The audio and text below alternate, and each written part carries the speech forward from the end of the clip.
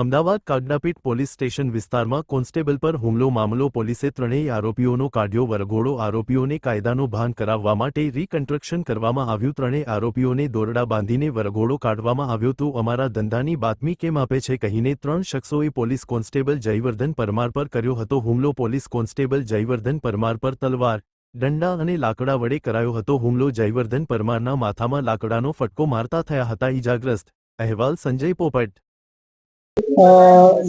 ગઈકાલ રોજ Kagdapith police station વિસ્તારમાં આ કામના જે ફરિયાદી છે જયવર્ધન પરમાર, જેઓની ઉંમર 39 છે, તેઓ મજૂરગામ વિસ્તારમાં રહે છે. તેઓની ફરિયાદ હતી કે તેઓ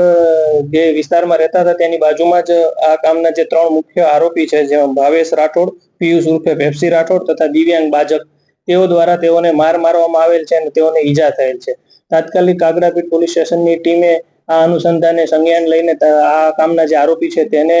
રાઉન્ડ અપ કર્યા અને આ અનુસંધાને ફરિયાદ દાખલ કરવામાં આવી, જેમાં ભારતીય ન્યાયિક સંહિતાની કલમ 118(1), 115(2), 296 ખ, 54 તથા આગળ 118(2) નામની કલમ પણ અત્યારે ઉમેરો કરવાની હાલ તજવીજ ચાલુ છે.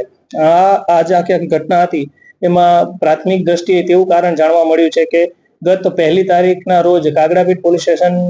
દ્વારા આ કામના જે આરોપી એક છે પિયુષ ઉર્ફે પેપ્સી રાઠોડ વિરુદ્ધ પ્રોહિબિશનનો ગુનો દાખલ કરવામાં આવેલો હતો. તેમાં પ્રોહિબિશનનો ગુનો દાખલ કરવા અનુસંધાને જ્યારે બીજા દિવસે પિયુષને એવી માહિતી મળેલી હતી કે આ કામના જે ફરિયાદી છે જયવર્ધન પરમાર, તેઓ દ્વારા પોલીસને બાતમી આપવામાં આવેલી હતી. જે અનુસંધાને તેઓએ જે આ કામના આરોપી છે, તેના ભાઈ છે અને તેમના મિત્રોએ ત્રણેય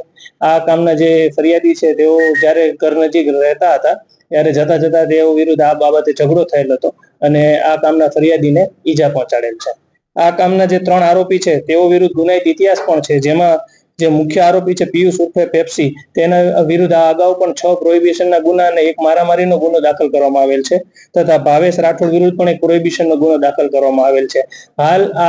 આ જે ઘટના થઈ છે તેની પાછળ શું કારણ છે તેની પણ તપાસ હાલ ચાલુ છે અને આ અનુસંધાને આગળ પણ કડકમાં કડક પગલાં લઈને એક એવું ઉદાહરણ પ્રસ્થાપિત કરવામાં આવશે કે કોઈ પણ વ્યક્તિ દ્વારા એક પોલીસ કર્મચારી વિરુદ્ધ કોઈ એવા હાથ ઉગામે કે કોઈ ઈજા પહોંચાડે તેવી ઘટના ભવિષ્યમાં ન બને.